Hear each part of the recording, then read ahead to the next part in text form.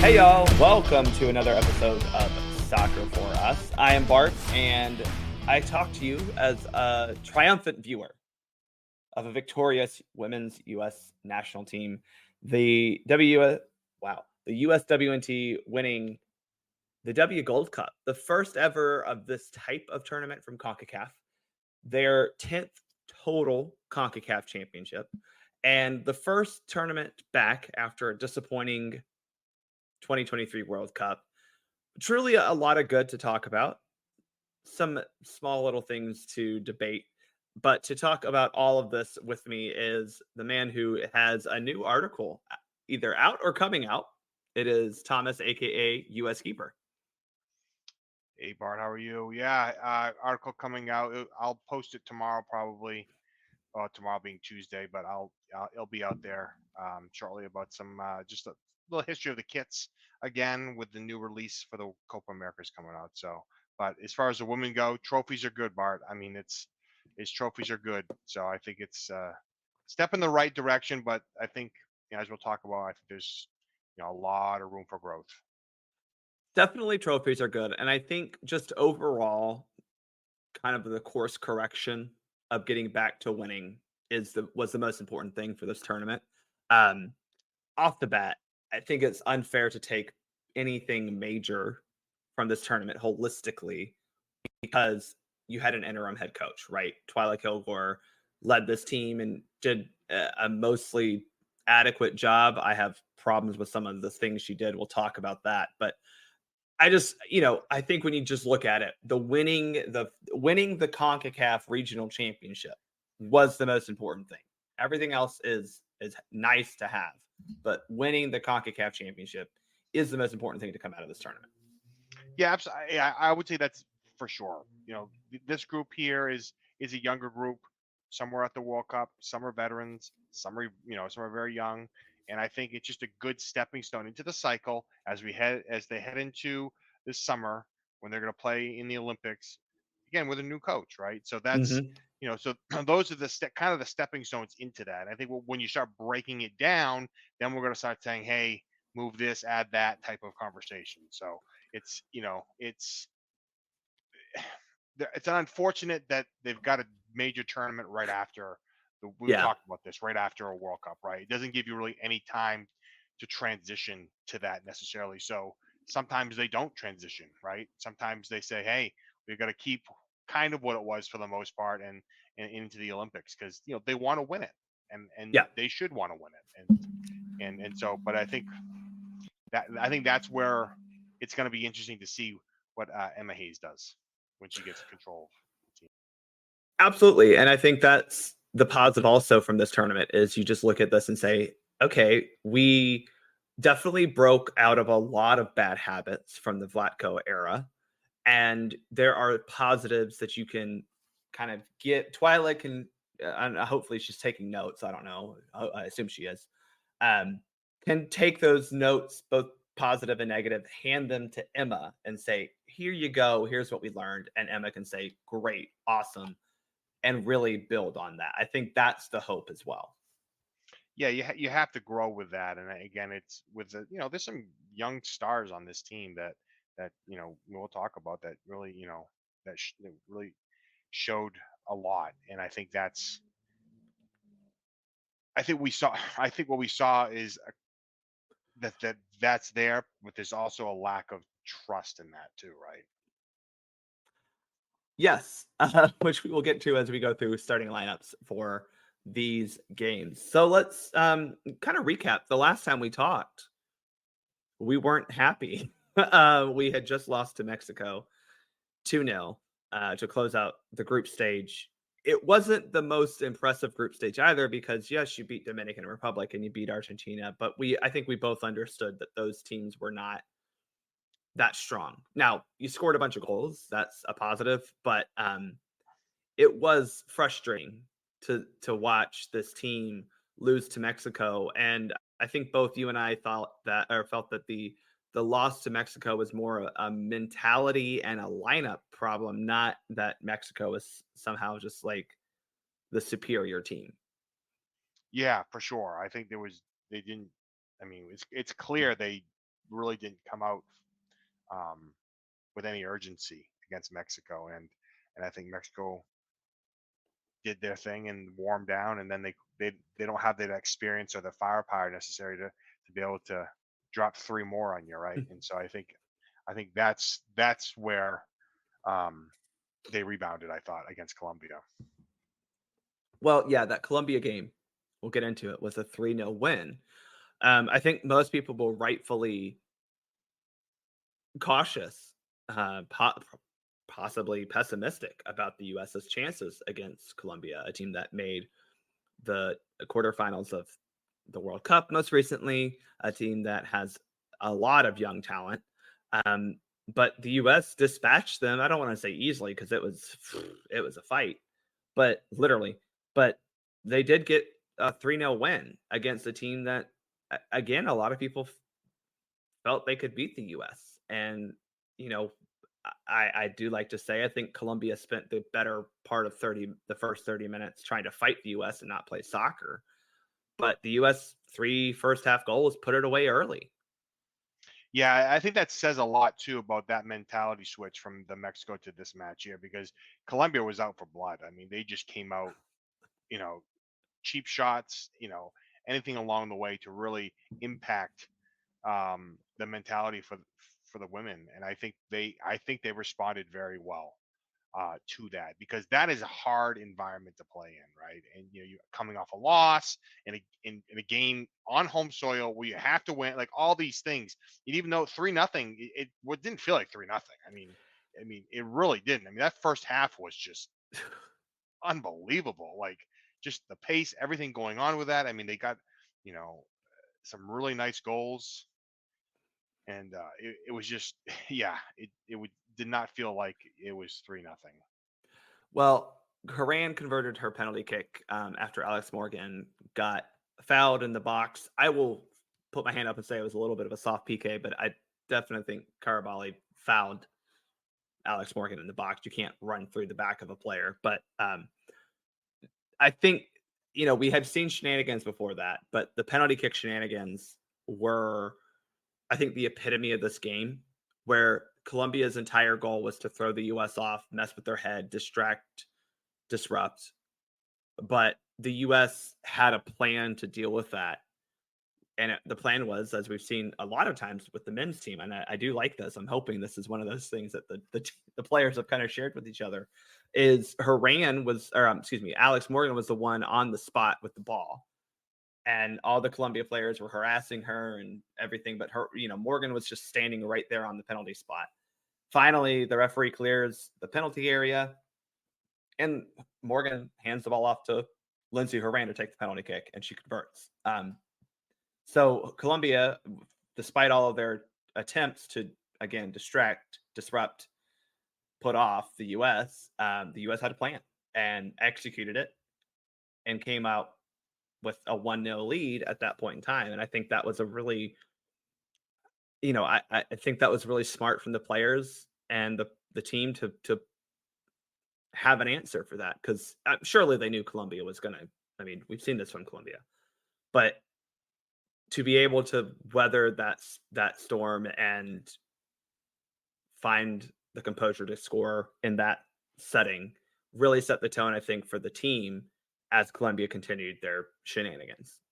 Yeah, it was a composed moment in a series of chaos, and I think I tweeted it out that I can't believe they didn't get some sort of caution or yellow card for the delay, They which should have absolutely should cost. have, especially I the mean, player who came in to the penalty area after it was cleared. yeah, I mean, I've never seen such a long time to set up a penalty. Like they weren't checking to see if it was a penalty. They were just disrupting the setup of it. So, yeah, that's a control thing. Whatever. The U.S. handled that perfectly, and they, Haran buried the goal, and gave them the 1-0 lead there. Niswanger added another one. By the way, 3 yellow cards came after that penalty, to the US, one to Colombia. And then Niswanger adds a second goal, a nice finish from about the top corner of her box, coming in on her right foot. I want to take a little bit of time to talk about Jenna Nighswonger. She was in the starting lineup. You know, she's one of those young talents that we've been interested in. A player with a little bit of versatility, has been playing a lot at left back, specifically for Gotham, who obviously won NWSL championship, and she was rookie of the year. That was a nice reward for, I think, her hard work throughout the tournament. Yeah, I thought it was a beautiful goal. She pressed forward on that, and she just, I mean, she was, she was going to get that on frame. It was just a beautiful finish on that, and I'm really liking what she's, you know, showing out there right now. I think there's a lot of good stuff um, to come from her. I think it's nice to see that we actually have left back depth and we don't have to deploy Crystal Dunn there all the time. That's my big takeaway from Jenna Nighswonger. She was good enough to be able to, in my opinion, start playing left back for this team. Then we get a third goal, a third goal right before the half, 45+2, Jaden Shaw off the assist from Trinity Rodman. Jaden, look, she had a stellar performance throughout the tournament. And I think this goal is a perfect example of the young attacking talent we have, mixed with Alex Morgan still being really effective as leading the line striker. And all three of those pairs kind of combine to make a goal like this happen, with finally Rodman to Shaw to give us the third on the night. Yeah, it was a real nice finish, and it finished off the half, and I think at that point Columbia was a little shell shocked to that point, because that's, I mean, being down 2-0 is hard enough, but three right at the end there, Yeah. that's hard to recover from, I think.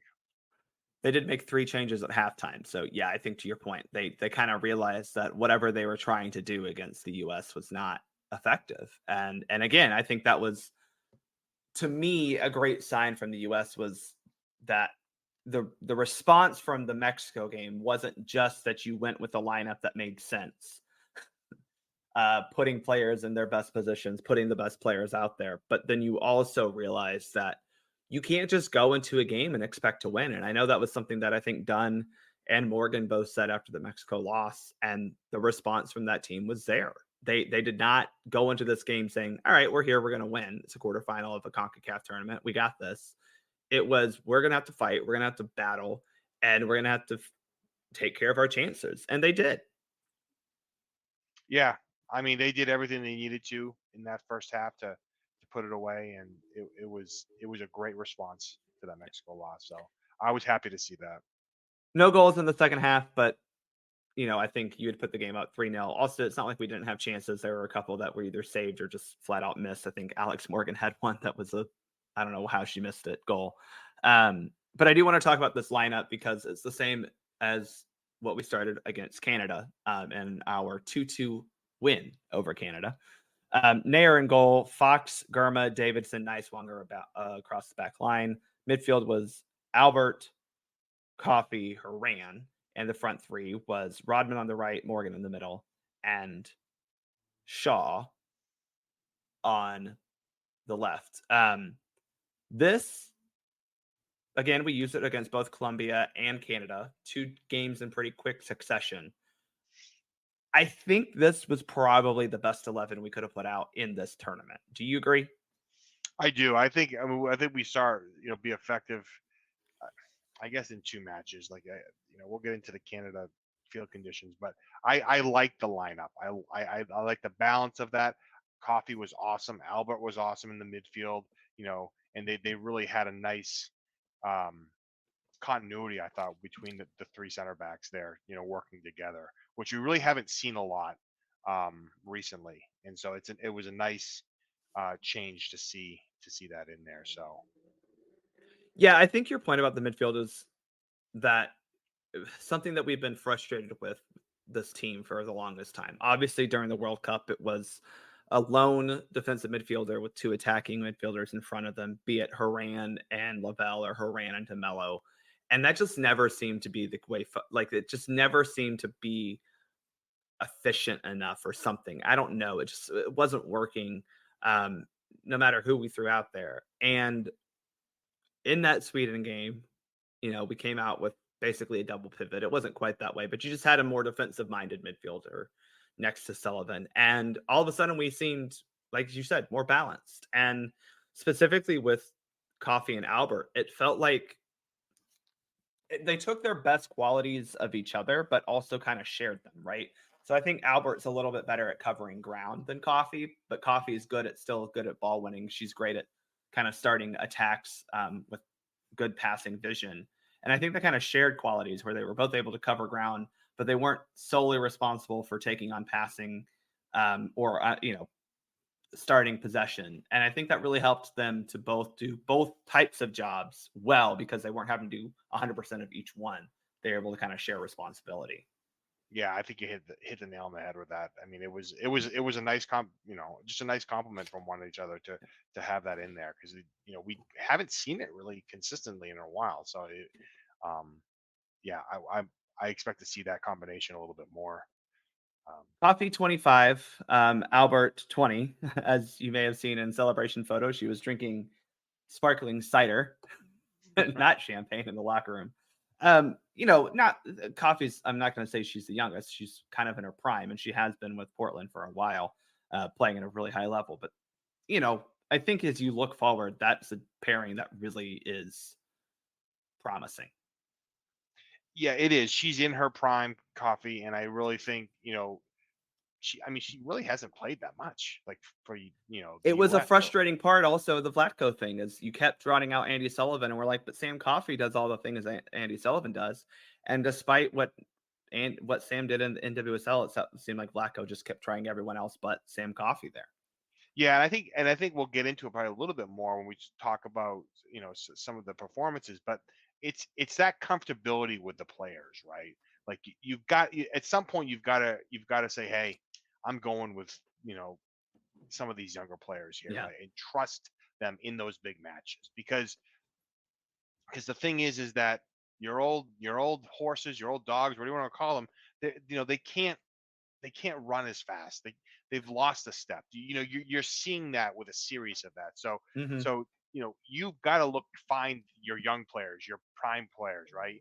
And you've got to find the best combinations in there, right? And to make sure those work. And that's where that management needs to happen from a coaching perspective, right? And I think Emma Hayes coming in isn't going to have the um, you know the relationships with these players, most of them, except the ones maybe she's coached on her, for Chelsea, but that Vladko developed, that Yeah. Twyla had, because you're comfortable. We see on the men's side too with Greg Berhalter. You're comfortable. These players earn a stock and a respect from you and a trust from you, but at some point, either you're going to lose because of them or you're going to have to just let them go or say, look, this is your role. You're not a starter anymore. Or if you're a starter, you're a starter for 45 minutes, right? Or whatever it is, right? And define those roles better. And so Sam Coffey fits right into that for this cycle. And I just, hope it continues for her and she continues getting those opportunities. And, hopefully she starts putting some goals in too, right? Yeah. As she gets more time. Yeah, I mean, she's taken set pieces as well. So again, good to see that versatility from her as we hopefully build around that midfield a little bit around her um, going forward. All right, so let's talk about this Canada game. 2-2 was the final. The US wins 3-1 in penalty kicks. Before we even get to talking about what the play was like, we got to talk about the field conditions because to say this was played in a swampy marshland would be generous. I mean, the Everglades are probably not as full of water as this field was on Wednesday night. Yeah, I've played one match in my career in conditions like that, and it just should never have been played. Like, and so I don't know the rules behind decision making at the start of a match. Who makes those? Is it a combination of referees, coaches? But I just there's no circumstance where a match of any type is played on that sort of field. None. Well, the answer is that it's not the referees or the coaches, and that's kind of the problem here. Is you had Concacaf administrators, you had a match commissioner, and then a tournament kind of admin, basically making these decisions. And you saw about 3 minutes in, the referee being like, "Yo, this ball's not rolling. How are we still playing?" And I do want to say that I think if this were let's just say if like CONCACAF had like a full slate of World Cup qualifying, they probably would have postponed the game to like at least the next day. But I do think that because this was in a tournament setting, I kind of feel like that was their main reason for continuing to play the game. I still feel like they very easily should have and could have just delayed the start by about an hour. From reports, they said that the players, when they were out there really for warm ups, it was okay. And then they got out there to start the game and it was terrible. And if that happened in that time, then you can say, hey, we're delaying this for another hour. Let the rain pass. Give us some time to clean out the field because the second half was a little bit better than the first. But I think had they had time to not had they not played on the field in those conditions and let the rain stop and then clear the water off, I feel like it would have been better. Yeah, I mean, again, yeah, you have to make that call on that. There's no reason. Again, it's not even a good quality soccer. I mean, No. we talk about conditions of matches, and both teams are, you know, you know, in, you know, in the same situation, but the ball's not moving. Like, I mean, it's just, it's again, they had a snow game, in Salt Yeah. Lake City. Like, same idea with that, right? Like, that's just not. Yeah, it's just not, enjoyable, especially in a tournament setting, right? Like, that's the thing. And if that happens, at the World Cup, you know what I mean? It's Yeah. there's going to be some dispute going on there. I mean, I don't think they would allow that, but you never know. Like, I mean, again, it was a poor choice. I think probably, Canada's probably not happy with having played. Obviously, they lost, but that's a tough. That's just a tough. You're not going to see the best of the teams in that sort of environment.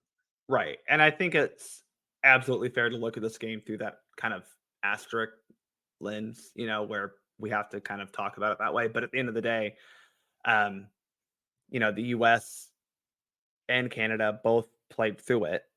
US got two legitimate goals through the run of play. Canada needed a rescue penalty kick at the dying breath of extra time to even go to penalty kicks, but the US getting what they deserve, I think, with 3-1 PK shootout win, mainly because of Alyssa Nair. But let's again hit the fact that hey, Jaden Shaw has scores in the game, and that was at that point it was two in a row that she had scored. She scored in every game she started this tournament. And that's my takeaway from the game is Jaden Shaw needs to start. Oh yeah, there's no doubt. I love her, her dynamics. What she brings, on there. She just brings a lot of different energy and creativity, and that's what is sorely needed right now in the attacking and for the women. We just, and I think once Emma gets in there, she'll figure out the best spots for Mhm. for these players to be able to provide, and get the most out of them. This Jaden Shaw goal, though, also to me kind of signified the US's ability to adapt better. So the goal is because Canada tried the back pass to the goalkeeper, which any back pass to a goalkeeper is going to have to travel some distance. And the ball was not traveling any distance on this field. And the ball died, and Jaden Shaw took it and slotted it home. And I think the difference was you saw the US was not doing that at all. They're like, we'll just kick the ball out of play because that's a better spot than the ball going back toward our goal with who knows how much of a role or not a role. And I do think that I saw this a couple times from Canada, but even before this. And I think that's one of those things where credit the US and, I don't know whose idea it was or where. And certainly something that I will say that we don't do a whole lot of that I wish we did more was play it back to the goalkeeper to maintain possession. But you could see the defenders, they're like, slide tackle, kick it out, get the ball, kick it out. There wasn't, we weren't trying to build possession out of the back. And it did feel like Canada was trying to do that. And that ended up being one of the reasons why they gave up this goal and were almost out of it until the 83rd minute when Hudema puts a header home. Yeah, I mean, Shaw was on the on that, and she kept on pushing forward, and that And in conditions like that, those are the things you have to be doing, right? Yeah. Because your mistakes are going to happen. They're just a wet field that's not flooded is you're going to have skips of the ball. You're going to have Yeah. things that happen, right? And so that extra effort, that extra um, attacking forward is you get your chances and maybe one, but you'll get them. And she made the most of it. And again, it wasn't like we hadn't not created much until then, but it was just hard to really create a whole lot from live play, especially in that first half, especially with all the conditions of the just soaked field that we had. So Canada, I don't want to say they gave us a goal, but they gave us a goal. Like that's what happened here is they made a mistake that we were capitalizing on, and it was still a great finish from Shaw. But again, that's that composure that I go back to that again we saw against Colombia, a different type of composure needed for this game. Yeah, for sure. I mean, and that's the difficult conditions. A pretty big rival. In Canada, and being able to in those moments being able to keep that Yeah. composure, right? Even after they tie it up, right? They Yeah. tied it up, in late in that second half, and they're like, because that's demoralizing, right? I mean, that could have happened, against Brazil, and you've got to be able Yep. to respond, right? And you can't let down. And so, um, I think that's where some of the character is being built with this group, and I think that's such an important. Absolutely. It's such an important you know factor for it, right? And being able to deal with that adversity as it comes. Well, yes, Canada tied up and we go to extra time. But we had an open play goal from Sophia Smith, an assist from Rose Lavelle. She rises up and somehow flicks on a header to self. And again, not necessarily that the ball was held up for her. I don't necessarily think it was super bad of the conditions, but because of the soaked field, the ball didn't roll back to the keeper as much. So she was able to jump onto it. And another great finish past Sheridan. And we're up 2-1, thinking we're winning it. I do want to say, I want to get into this discussion with you because the Sophia Smith goal, great, but there was some critique that the U.S. Started, taking as soon after we scored, basically started taking the ball to the corner flag. Um, and I think that I'm okay with the strategy in this game because in a normal game, I'd say it's a little too early to start doing that. We need to try to keep the ball and go score another goal, right? Or at least be a little bit more possession minded. But in this game, I think taking the ball to the corner flag on a field where the ball is not traveling much, the ball is heavy, the ball is waterlogged, to be able to move the ball from a corner flag to the opposite goal would be really hard. I thought that wasn't a bad tactic that they were trying to, play out there. I had no issue with it because of that, right? We're not worried about a quick counter, right? Like none of that was Nothing none of quick was happening this game. right. So I think, I mean, you want to have possession, you want to do those things as much as you want to do it. You got to look at the field conditions, and I think that just does it for you. I mean, it's a long way. I mean, they still had what? I mean, I don't know. They still she scored the They first had goal for what, 20 minutes, I think, because we scored at yeah 99, right? So that's yeah 20 minutes. yeah. So like that's a long time to do that too, though, right? Yeah. That's the other thing. So that Yes. I think that's the challenge of that as well. Even with those conditions, it's like, Yeah.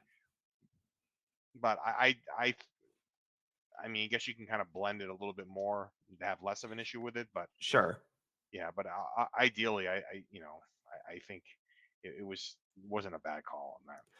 I think that maybe we forced it to the corner flag a little too much, but I also think that we could have tried to score another goal, like for sure, right? I think if you were in those attacking third positions and you try to put a ball into the box, well, again, similarly to taking it to the corner flag, the likelihood of a quick counterattack is very low because nothing quick was happening.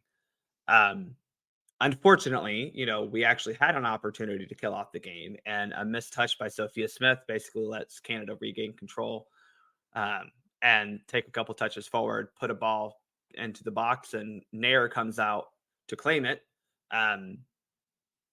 She runs into Vanessa Gilles and a penalty kick is ended up awarded after the initial call of a goal kick. Was this the right call on the penalty kick?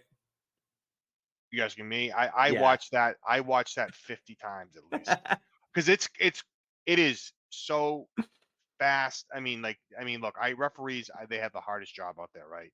And so, Especially in that type of game. I just want to yeah, give the referee a lot of credit because I think she actually did very well in that game. But yeah, this was I tough. think the right call was made. I think it's a Yeah. penalty on that. I do Yeah. because I mean, the Canadian player touches it and she comes. I mean, it is close. Like, I mean, don't get me Yeah. wrong. It's close, but like by rule, I think it's a penalty. Yeah. I think I think in live action, it seemed like Nair got to it as well. Like she Right. got a piece of the ball and she clearly didn't. Um, Not at least before the Canadian player did. And so I do think the call was right. I also don't like a lot of people are like, oh man, what was Alyssa Nair doing? I don't think she was wrong to come up her line Oh to go no. claim it. I think that actually a defender should have probably tried to shield Jills out of the way a little bit. Yeah. No, yeah, she's got to come off the line on that. I mean, she can't stand there. I mean, Yeah. because that's, I mean, at that point in the game, I mean, she makes the save, it's done, right? But Yeah. again, that's the goalkeeper, protecting the goalkeeper is one thing, right? But there was no protection needed No. there, right? They both had fair, opportunity to get the ball, and so and Nair just had the body touch at the end, and it's a PK. So Yeah. I mean, that's it. But I did have to watch it a lot. That's the Yeah, thing. I mean, same, right? Like we kept going through it. I was like, did she touch it? Did she not? It was kind of hard to tell. And I do think eventually the right call was made and Adriana Leon converts and we end up going to penalty kicks. But at that point in time, I think that actually just made Alyssa Nair really, really, really, really mad. And she went into like, I don't know, to reference Dragon Ball Z as that creator passed away recently. She went into kind of Super Saiyan mode where she was just on fire. She saves 3 penalty kicks in a shootout. Now, I will put my hand up and brag on myself for a second. I have 3 save penalty kick shootouts in my high school career, but none of those against reigning gold medalist Canada. She also converted a penalty kick, and I'm just going to say this is the best PK performance that I think a keeper could ever make because most of the time keepers aren't taking penalty kicks. So if you save 3, you're not usually having to get to the point where you have to take a penalty kick, but she took one and made it. Yeah, I mean it was unbelievable. I've also saved 2 a couple times, right? And that's it. 2. I Yeah. mean, 2 is like okay, 2 is a lot. right? It really is. And I was trying to explain it to my daughter. I'm like, 3 is like crazy, like, and so, and then she made one, and the one she made, I mean, It it was the was no best penalty joke, kick taken out of all of right? them. Right. I mean, it was Well, unbelievable. I guess Quinn had a good one. Theirs was Yeah, off, but but regardless, it was a darn good penalty kick. yeah, you're not saving that. There's no way you save No. that. Like it's a great, placement on that. So all those things come to play. I mean, look, Nair, she got 100th cap during, this tournament, which, is a great accomplishment. She's 35. I was questioning, as probably others were, whether she should be the starter, you know, in this tournament because are we looking to turn the page? But that being keepers do have longer careers. She still has enough in her, She but clearly still has it. right, but at some point she's not. And so, I'm getting visions of Tim Howard, right? Um, he was good, up until he wasn't, right? 2014 World Cup, awesome, right? Against Belgium. And then he slowly starts to lose it a little bit, right? And so does that happen to Nair? And will that impact the team at the next World Cup? And I think that's where I want to see Murphy. I want to see a couple of these other keepers get in there, but she clearly still has it. And she proved that in this tournament. She was awesome. Well, kind of before we move on with this game, let's talk a little bit more about Alyssa Nair because this truly was, her game and deserves to be talked about. She's coming in after Hope Solo, who I think, look, the U.S. has had. You want to talk about like a royalty, right? Brianna Scurry from 95 until 2007, which again, maybe we should have fully moved on from her. We didn't. That's the Greg Ryan problem that he should not have. But Hope Solo takes over at the 2007 World Cup. She's through 2016 where she's unceremoniously kicked off the team, basically, and then Alyssa Nair takes over. So she really hasn't been the starting U.S. women's national team goalkeeper for a long time. And to be frank, had Hope Solo not been on strike 7 by the time she made her comments about Sweden playing like cowards, as among other things that happened in 2016, I don't know if Alyssa Nair starts even in 2016 and on, because Hope Solo at that point in time was 35, so the same age that Nair is. But ever since, I mean, the stat, she's had 5 competitive finals, all of them a clean sheet. That's impressive. And of all the problems we had at the World Cup this summer, Alyssa Nair was not a problem. I don't think she necessarily was great in a couple of the games, but she wasn't a problem. And again, hard for me to believe that she didn't save that penalty kick against Sweden. I don't believe the technology. I think it's lying to us. But she has had a really impressive run in just the 8 years that she's been the number one. Yeah, I mean, I think she's got over 60 shutouts and like 100, two What am I at? caps or whatever 101 it is. caps, 102 Yeah, caps. Yeah. yeah. I mean, that's phenomenal. Like, in terms of that's better pace than we've seen from Hope Solo. I mean, again, she's a little bit older when she took that number one spot over, right? Compared to to Hope Solo, but like, she's still got it, and again, she proved me wrong, for sure, only because I maybe just because I want to see, Casey Murphy get in there and see that kind of the next piece of it. But Casey Murphy's going to have to, knock her off her throne because she's not going anywhere as far as she's concerned. And she's played in some big matches. And so when you talk about some of these veterans, she's probably the one that's going to hang around for the next World Cup for sure, as long as she remains healthy. And she's going to fight for that starting position. I mean, Yep. she hasn't. I mean, 102 cap. When you think about 102 caps, I mean, I think it's more than that when you think about it, but like it really hasn't been. So Yeah. Yeah, it is weird because for goalkeepers, because they do play basically there's not, rightfully so, there's not a whole lot of rotation for goalkeepers. I think we asked for a little bit more. And Vlatko, to credit him, he did rotate goalkeepers, because if you do remember, Solo played every game. Like Nair didn't really get appearances if Solo was healthy. That is one, I think, legitimate criticism you could have of Jill Ellis and those before her. But she hasn't. I mean, she just really hasn't been the number one for a while, and she has taken it over. And I mean, she's won several penalty kick shootouts for us. She obviously has become a penalty kick taker for us. She made hers at the World Cup. She made hers now. So it's just, it is interesting to see, because I think you and I have been on the same page of just trying to move on because of the age issue. But as long as she can do it, might as well keep her there. yeah, I mean, you basically look at the last three keepers for the women, right? Brianna, Hope Solo, and Nair really, and they all overlapped, not all each other, but like, Hope and Brianna, overlapped one another, and then Hope and Nair overlapped one another, Yeah. right? In that piece of it. And so that's the progression of a goalkeeper typically, right? To your point. I mean, for Hope Solo to have over 200 caps as a keeper is unbelievable. Like, because that means they're pretty much playing every single match, Yeah. forever, right? And so, and that women's team played a lot of matches, um, in that time. So there's not a lot of opportunity for any other keeper to come in and get their opportunities. Casey Murphy's 27. So, at the age where you would like for her to kind of take over that starting job. But again, she's got to be out of Alyssa Nair. And Alyssa Nair has been, you know, often doubted, I would say. But at the end of the day, she has been productive for this team. And I don't think she's ever been the problem.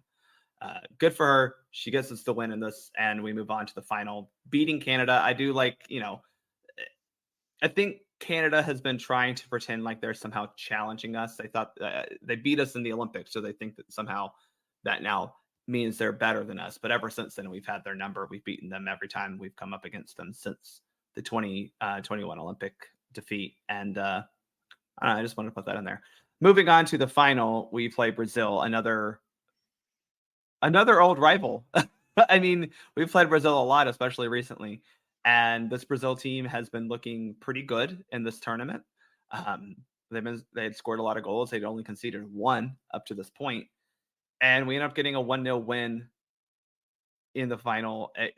I've seen some people say it wasn't a very thrilling final. And, sure, we got the win. That's all that matters to me. Yeah, in the finals, it's you get the win. You're there, get the win. It doesn't, like you want to have a pretty, I wasn't crazy about the lineup. I would have liked to see a few different players, play or not play. Roosevelt, I don't know. I really like Roosevelt, but there's something missing right now. There's lack of consistency, just not there. So, and obviously, again, I should have brought this up earlier. Remember, a lot of these players are not in full season form for the U.S., right? And I don't know where it stands for the others, but they're not. So Rose played the half because that's pretty much all she could do fit wise. So, she had her moments. Um, I like her out there, but I'm not sure that center back. I'm not sure that center midfield combination is working though. I think, conversation earlier. I just don't know if it's working. Of course, she was playing on the wing. It looks like. Yeah, it was weird to have her as a left Yeah. winger, and I don't hate it. I just don't know if it's like, why do that when you can play Jaden Shaw? And I guess, like, for a little bit, Shaw was probably tired. I get to some extent that, having played a lot, the 2 games prior, but I don't know. I mean, Shaw only played one half against Canada. I would have started her in the final. I think it's still. This is one of those things where I do look at Twilight and go, "What are you doing?" I think a little bit Crystal Dunn playing over Niswanger was probably. Niswanger got bodied a lot against Canada. She was having a rough time of it out there. I didn't hate that, but I just think with Jaden being, she won Golden Ball of the tournament, and you sat her for the final. That's the choice from Twilight that I just can't get behind. Yeah, I mean, I can see why she would say, "Hey, let's give, Rose the start, get her out at half." I don't though. Yeah, I but no, don't. I I think could see but I could see why her mindset would go there. I didn't like the got it. mindset. Okay. I don't like the mindset at all. I think you kind of do the opposite personally, but I could see why a coach would say, "Hey, we'll get your 45 and be done," right? Because I don't want to have to push you if we go into overtime or something Yeah. like that, and then you start dealing with a different sub situation. So, but I would have put Shara out there. Get a couple early ones, Yeah. put it away, right? You know what I mean? Like, she had shown, that, and it was an odd lineup. I didn't like Trinity Rodman playing out there either. It didn't feel right. Yeah. And I think a little bit was that they did change because Brazil does have a surplus of, I think, the best way to put it, a surplus of midfielders, or at least creative players in the middle. But I don't know. I don't know. I did not love Rodman. this. I found that Rodman got pulled back too much on defense. She was way back on that. I just trying to cover. Yeah. I want to give a shout out to Emily Fox in that match. She had a couple of great runs, and she assisted on the goal. Mm-hmm. She's awesome. She really had a hell of a match, and I thought she opened up that a little bit because she took it in some tight spots and pushed it forward, and Especially in the second half where I felt Brazil was really pressing. She had a couple of times where she just like dribbled out of pressure, and not even a whole lot of, just like, we needed to get out. And she said, "Okay, fine, I'll take it." And she did. And she just dribbled past a couple players. And, it didn't really amount to a whole lot, but it was like that, like, release valve type of thing, Yeah, I thought, the timing on that was helpful. It opened up some spacing a little bit for and she made a couple nice runs forward. I said she assisted on that goal to Lindsay, on the header, and it was a nice combination on that. So, Yeah, she for me cemented her spot as a right back.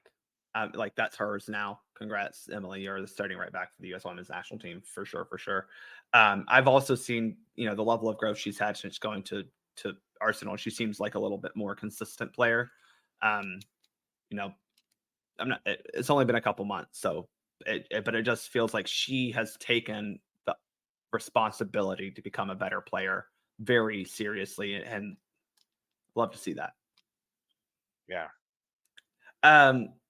We get the goal, like you said, in the first half. A cross from Fox to Haran. I mean, it felt like it was in the air for about 20 minutes. But it was a beautiful cross. It wasn't looped. It was well placed. And Haran just rises above everyone and heads it into the back of the net. I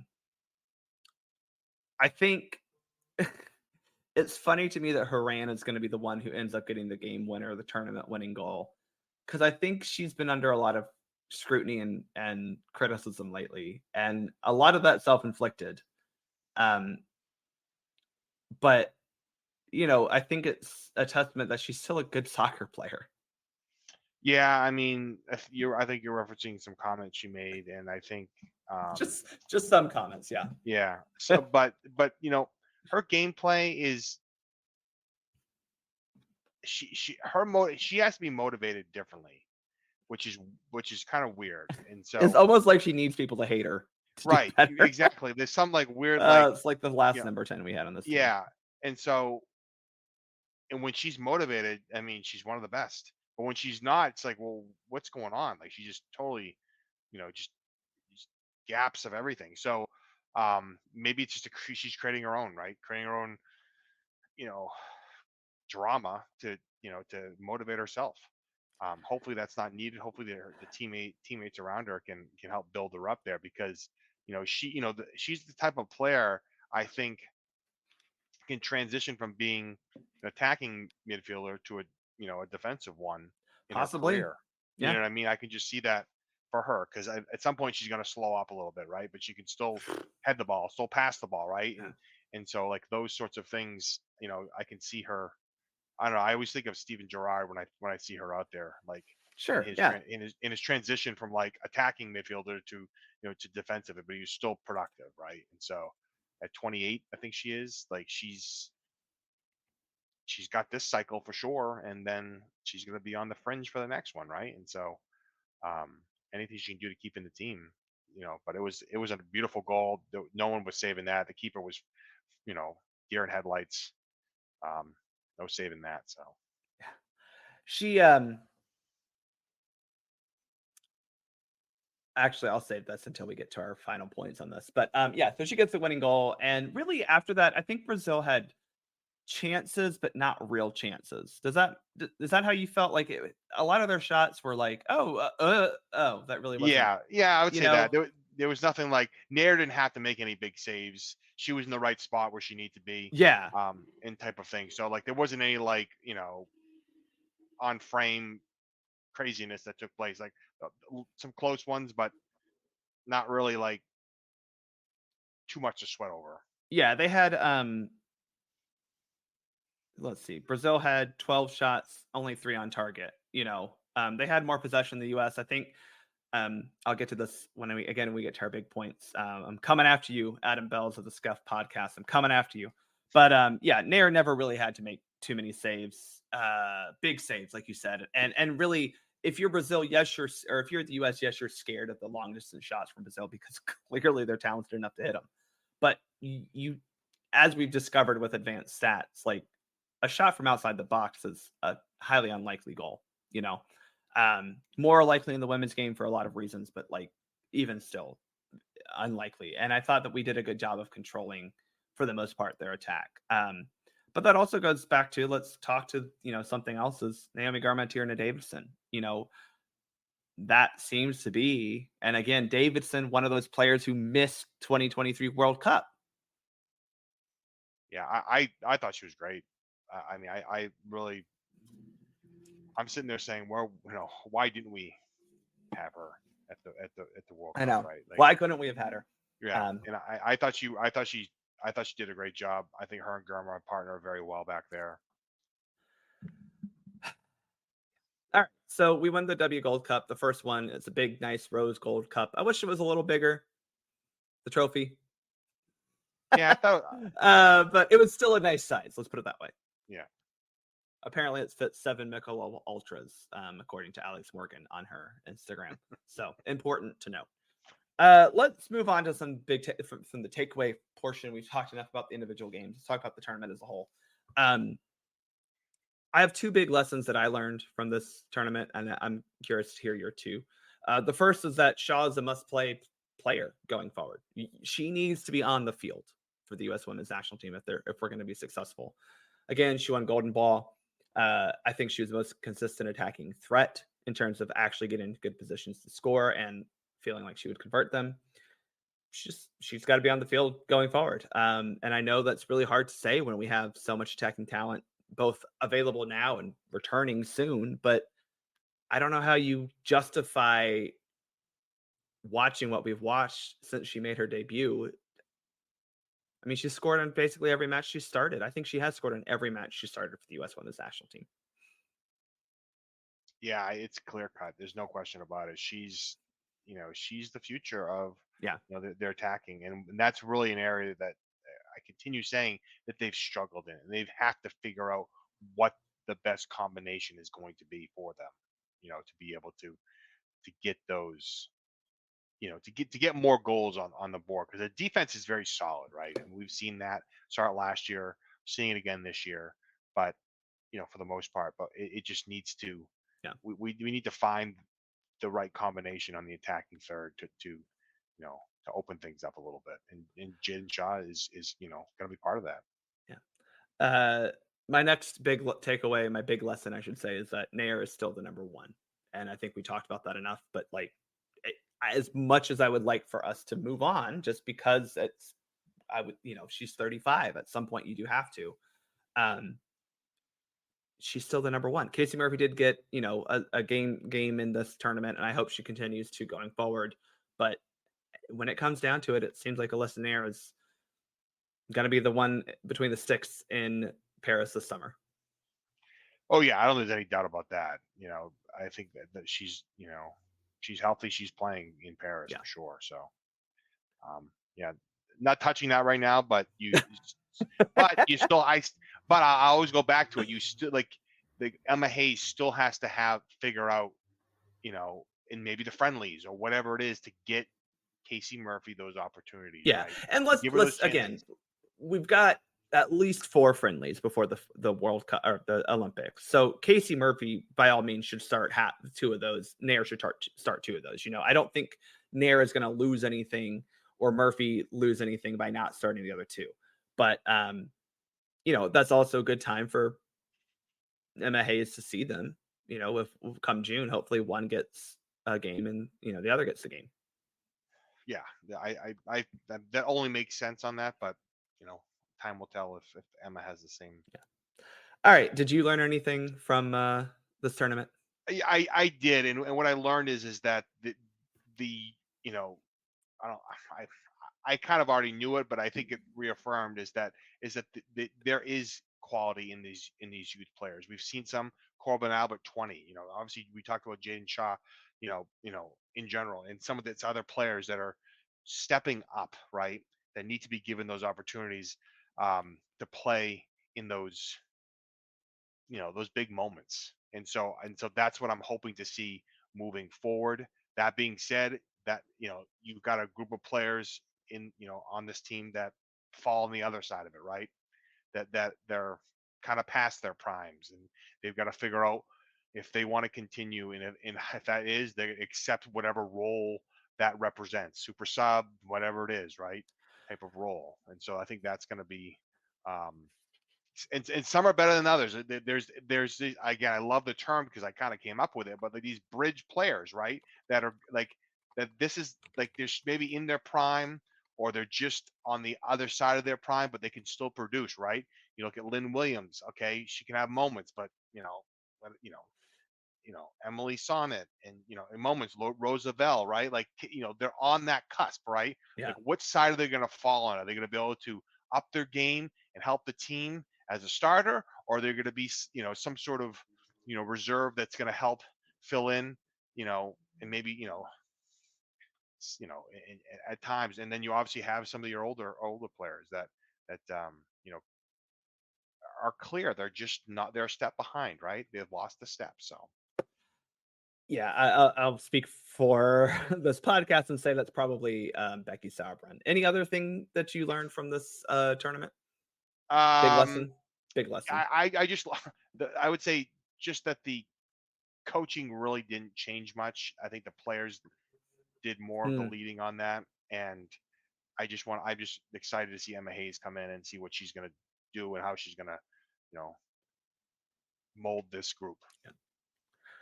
Two little things that I just want to kind of hit on is that Haran scored twice in the knockouts. One of those a penalty kick, but then also converted her penalty kick in the PK shootout against Canada. And I think she's been a little shaky on penalties, even though she's taken a lot for the US.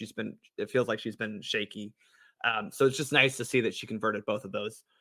The other lesson is that I think, as we said, Davidson still looks like the best pairing for Gurma, but she does have a little bit of like, whoa moments like Alana Cook kind of gives us, where it's like, uh-oh, what happened there? Or oopsies. But I think overall she's a better option than Alana Cook. Yeah, that could be an interesting battle. I kind of, I think they'll be good to push one another, right? Because I think Gurma's got Not the Gurma's. worst problem to have, right? No, it's not really, and I think that's you got to play it. I mean, she was on the preliminary roster, so she was in the camp Yeah. with them. I don't know if the players ended up staying or not. I don't know if the players stayed. I don't think so, because Alana got hurt. Technically, it was an injury from preseason, so maybe she stayed with Rain. I don't know. Yeah, so but it's it's a I good know problem to Mia. I'm have. pretty sure Mia went back eventually, but I'm not. Again, don't Yeah, I know what would that imagine. timeline was. Yeah, I would imagine on that. But yeah, I think you've got some competition, on the field here, and I think that's good. One, because you've got the talent to have the competition, and two, because they will push each other. And so I think that's where you're gonna, that's where I can't, I think for a long time the lineup kind of made itself out for the women, right? You kind of knew what it was for the most part for 8 positions, 7 positions, right? And then you had a few other people get added in. Now it's not necessarily locked in stone necessarily. Like I think you have that opportunity to push one another to, oh, you're having a bad camp. Well, I'm going to take over, this camp. So um, that'll be fun to watch, and I think it's important too for the growth and success of this team. Competition is good, so that's good. All right, let's move on to hot take, cold take, if you will. So I have two hot takes, and I hope you have a couple for me as well. But here's my first hot take. I'm ready to move on from Lynn Williams. I have liked Lynn Williams. I have been a proponent of her being on the national team for a very long time, and I'm glad she made it to the World Cup this past summer. But for me, she has not done enough to warrant keeping a spot on this team the way it seems she has, especially when we have a lot of other attacking talent that seems to be coming up and needs the chance to prove that they can be more effective. Midge Purse had several assists in this tournament. Trinity Rodman played just about every game this tournament, that especially every game that means something. Mal Swanson is coming back. Now you have Jaden Shaw who can play out left.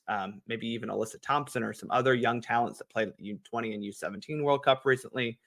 And then you add in like a Kat Macario is still available. I mean, official will be hopefully coming back, next year just as strong. And Alex Morgan proved that she can still play striker. I just don't know where Lynn Williams fits in all of that anymore. And I know people love Lynn. I'm not commenting on her character one bit. She's great. I'm just saying that as a contributor on the national team, I don't really know how she's going to fit in going forward. Yeah, she's gonna have to fight it. I think she's gonna have to fight if she wants it. I mean, there's a little bit of a Brandy Chastain situation here, right? Where she might lose her spot off to a younger player, and if she wants it back, she's gonna have to bust Yeah. it, right? Because she's had her opportunities, right? I mean, she scored a goal, but she was offsides against, and that was, and she had moments, but it's not consistent enough, right? She has to be more consistent out there, and I think that's what we haven't seen from her in a while. And I think my other issue too is she doesn't create goals for other people enough. Does that make sense? yeah, Like Trinity and Midge may not have scored a lot, but they had assists this tournament, Well, right, and I think that's the difference, right? She's not doing that, and these other players are, right? And scoring, and and being a little bit more dynamic out there, right? A little bit more creative with that. And she's just, again, age catches up to you, and it's different for everyone. So, Yeah. I think she's on the outside looking in if the roster's fully healthy, but it'll be an opportunity for her to push herself and maybe push the others. And again, as we said, competition, it's a good thing. My second hot take is that I don't Lindsey Horan can't be the captain of this team anymore. Um, I I know a lot of people questioned it for the World Cup. I kind of questioned it. I thought that made just more sense for Alex Morgan to be the captain. But Vlatko loved Lindsey Horan. I just don't think she's really a great leader for this group. And it seemed very clear to me that other players were taking more leadership roles on the team, both on the field and off the field. And I don't know why we would keep her as the captain. Yeah, I think she, mentioned earlier the comments she made, and I think that leaders are humble. Leaders, you know, are, show you. They don't tell you; they show you what they can do. And I think, yeah, I just don't think she's that sort of leader. She Yeah. she she does it in different ways, but I don't think she's that sort of leader. Now, again, I don't know who that leader is to Yeah. captain this, and then maybe it has to be earned between now, to take a Greg Berhalter approach of using 5 or 6 different captains, between now and the next World Cup. But because I think that again, I think there's some candidates out there. Yeah. Well, I mean, I think the one that even over the summer, it's like, well, Alex Morgan to me is a no duh leader um, of this team, and I know that she maybe doesn't work. She's been her work rate has been questioned a little bit. So is Lindsey Horan's, but like she seemed to be one. I mean, even to an I know Crystal Dunn maybe doesn't want to be captain. I don't think she's like personally wants to do that, but she seemed to be a pretty good leader. But you also have like Sam Coffey and Amy Germa, who stepped up and looked like they were taking control at least of their respective units on the field.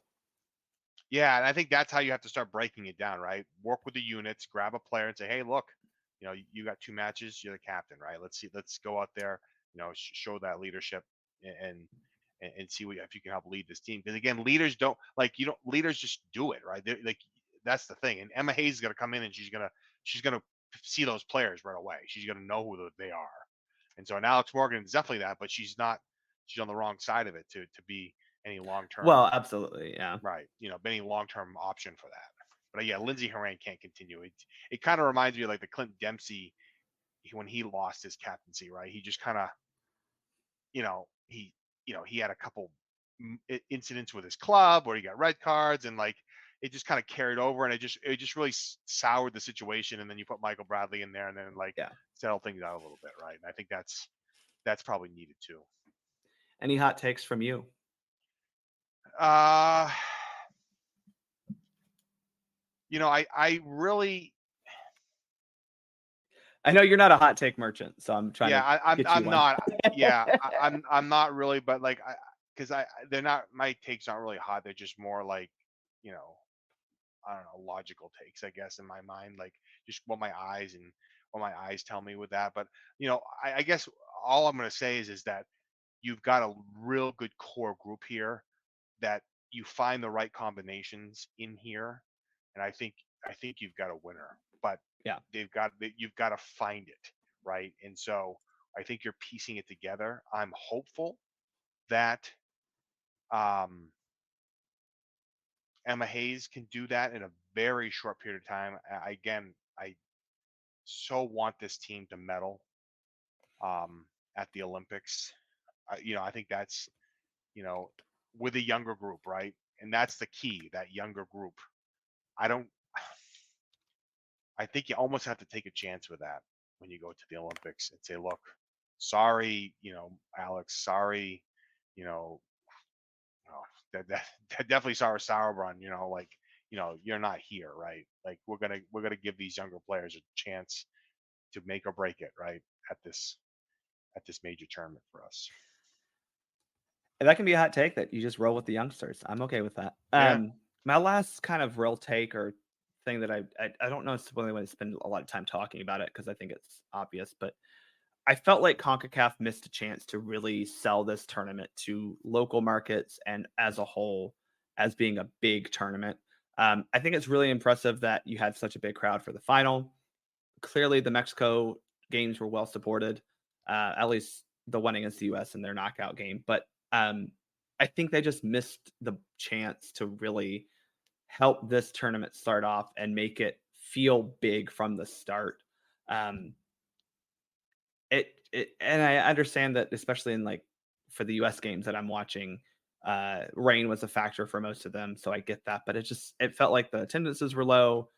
We were talking about this before the show, like not being on cable at all, not even the final being on a CBS, broadcast network is frustrating. Yeah, I definitely feel that.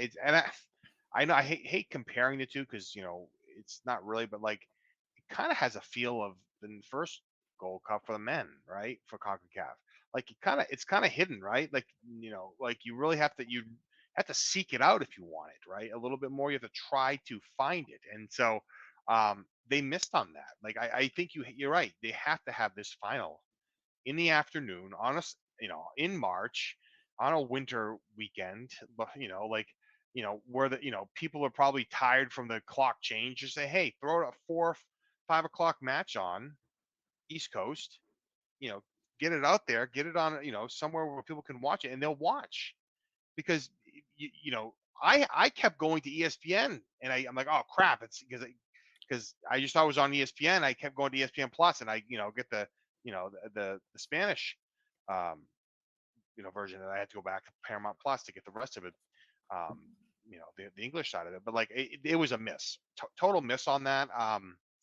Yeah, I Concacaf. I don't. Some of the moves they're making, I don't understand. It's almost like they don't want people to watch these tournaments. Sometimes, like they just make it hard for people And I to. don't even hate that. Like I think the benefit of streaming, right, is CBS can take this and say, hey, look, all the games are going to be broadcast in some shape or form, right? Like they're going to be on a streaming platform, and that's great because in past editions we wouldn't know that Mexico and Argentina had played. We would have had to find out from someone reporting at the beginning of the broadcast coverage.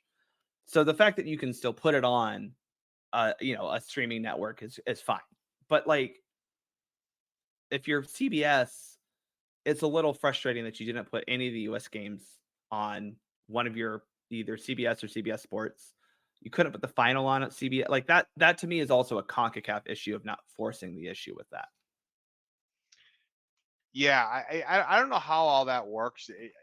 With that sort of thing. It's something that I would like to get a little bit more insight on because I mean, CONCACAF runs those tournaments, right?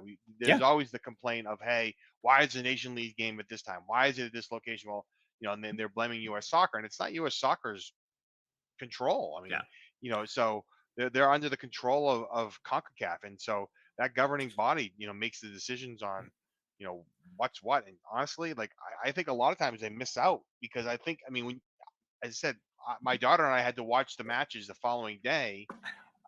Again, even 8:15 wasn't late for me, but like she She's couldn't got to get fall up for asleep. school the next morning. Right, she couldn't fall asleep wanting to know what was going on in the Yeah. game, right? So like, and I know there are people that want to watch that. So like, you know, build the audience, like build around. I mean, that's a good matchup, right? That's a good matchup in the final. That's the final everyone thought was going to happen, right? And so, um, yeah, it was a missed opportunity. It was too bad. I just think you have to find better ways to time it better because every other match pretty much. I think they moved one of them. They were supposed to start at 7 or 8 to 10:15. I mean, They did. you know, The US Canada game was supposed to start at 7 Eastern. And what I don't like about CONCACAF switching that is that was in theory going to be the US match anyway, right? That was the number 1 versus 4 seed. So in theory, if you're CONCACAF, you think that your best team, US was the number 1 team going to the tournament. In theory, they're going to play that slot anyway. And you had it scheduled for 7 o'clock. So now why all of a sudden is a problem? Also, yeah, had they played it at the earlier match, we wouldn't have had the marshes to deal with. So Yeah. um, yeah, it's frustrating, and I don't take any umbrage of like the necessarily where they play, like the locations they pick, because look, again, in February and March in this country, it's been great recently here in Georgia, but it also could have been 20 degrees colder. Um, it happened to be that this was the one year out of the last century, it feels like, that Southern California got a lot of rain. Maybe they consider this as they go forward, but that is the reason. I mean, they're playing these, for local times, and maybe Concacaf needs to take a look at it and go, okay, well, is it worth? Are we getting the ticket sales that we need? Because if you're not selling tickets, then what's the point of trying to put games on? Why have them at good times for people to attend? That sounds really bad. I don't care. But like, as someone who had to stay up till midnight, 1 o'clock, 2 o'clock, some of these games, or just play it in Texas, damn it. I mean, play it in Texas where we don't really have to worry about time change all that much. Yeah, I mean that's the thing. I mean, I would normally stay up, but I mean, I just it didn't. That's It late. just, That's a late right, start.